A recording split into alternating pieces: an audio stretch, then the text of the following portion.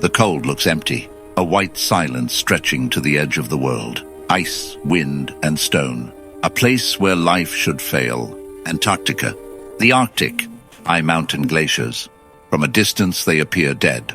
Too cold, too dry, too hostile. For centuries we believed nothing could survive here. Cold was seen as a hard boundary, a biological stop sign.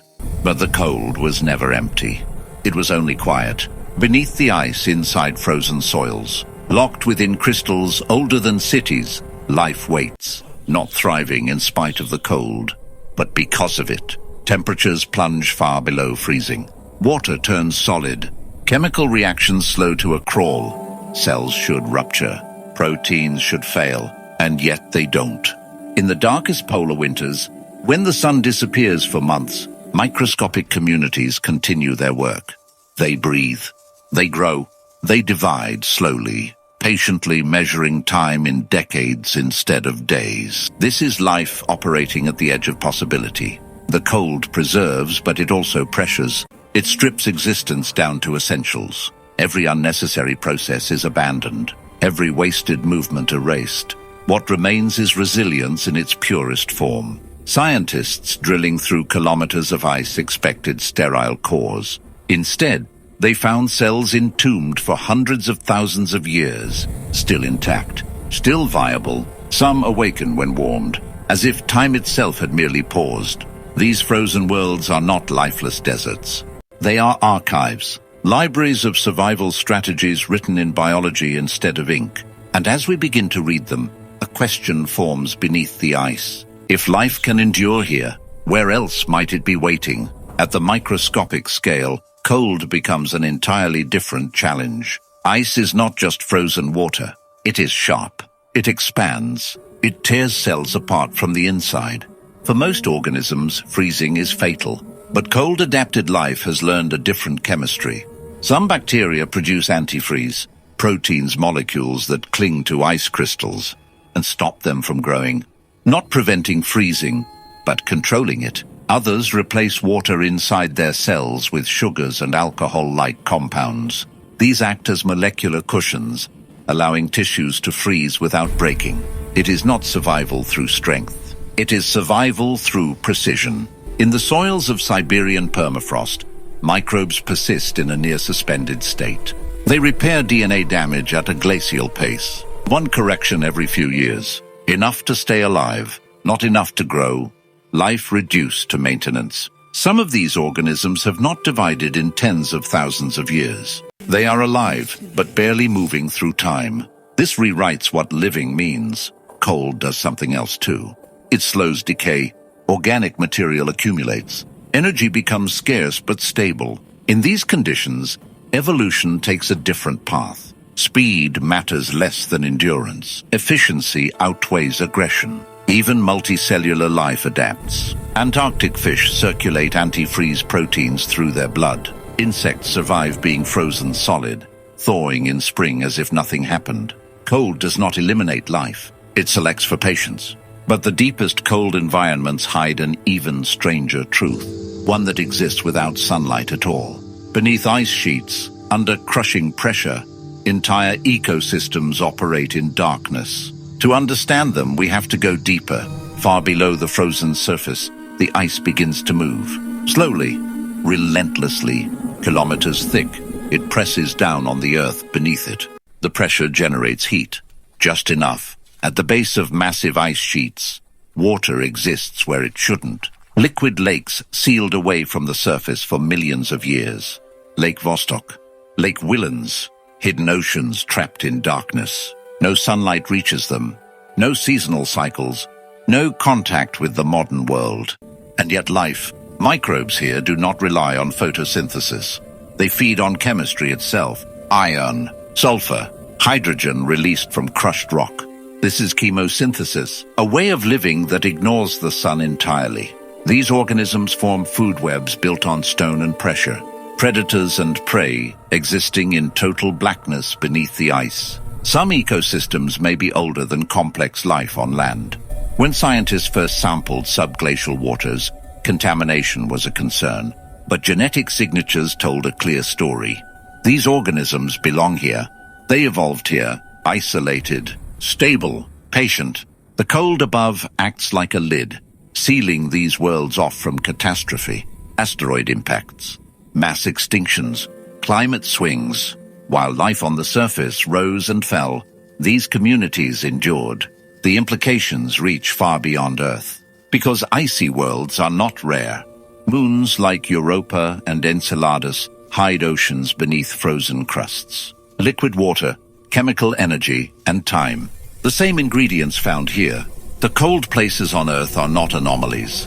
They are rehearsals. And as we look closer at frozen ecosystems below ice sheets, we begin to understand something unsettling.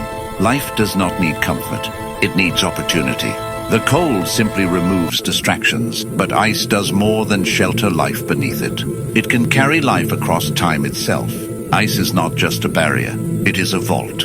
Each snowfall locks away dust, gases, and microscopic organisms. Layer upon layer, year after year, history freezes in place. Ice cores read like timelines, volcanic eruptions, atmospheric shifts, mass extinctions, and between them life. Bacteria preserved for hundreds of thousands of years. Viruses older than human civilization. Some remain infectious, some awaken.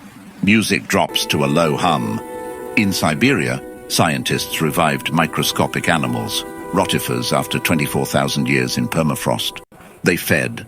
They reproduced, as if the ice had merely paused them. This is not immortality. It is extreme patience. Cold slows everything. Chemical reactions, mutation rates, aging itself. Time for these organisms stretches, but preservation has a cost. As the planet warms, ancient ice melts. Permafrost thaws. What was locked away begins to return. Carbon, methane. Microbes adapted to worlds that no longer exist. Most will die quickly, but not all. This raises uncomfortable questions, not about monsters, but about balance. How many ancient biological pathways are re-entering the modern world? How many experiments evolution ran and abandoned are being released again? The cold once protected us from them. Now it doesn't. And yet the story is not one of threat alone. These organisms teach us limits. How life repairs itself. How it endures damage. How it waits. They redefine survival. Cold environments do not just hide life. They archive possibilities. And as the ice retreats, those possibilities are no longer theoretical. They are emerging. At the edges of glaciers, life blooms where meltwater meets stone. Brief, explosive, gone again. Algae darken the ice, absorbing sunlight, accelerating melt. Microbial mats spread across newly exposed ground. The cold retreats and life follows closely behind. This is not invasion. It is expansion rehearsed over millennia. Every freeze and thaw trains organisms to exploit moments of opportunity. In the Arctic Ocean, plankton photosynthesize beneath thinning ice. Food webs shift, species migrate north. Cold-adapted life is not fragile. It is flexible, but flexibility has limits. Some species are specialists, perfectly tuned to narrow temperature ranges. When conditions change too fast, adaptation cannot keep up. Here, the cold reveals another truth. It creates biodiversity by isolating populations. But it also makes them vulnerable. The same ice that protected life now defines its boundaries. As warming accelerates, those boundaries blur. The cold places on Earth are shrinking, not vanishing overnight, but retreating year by year.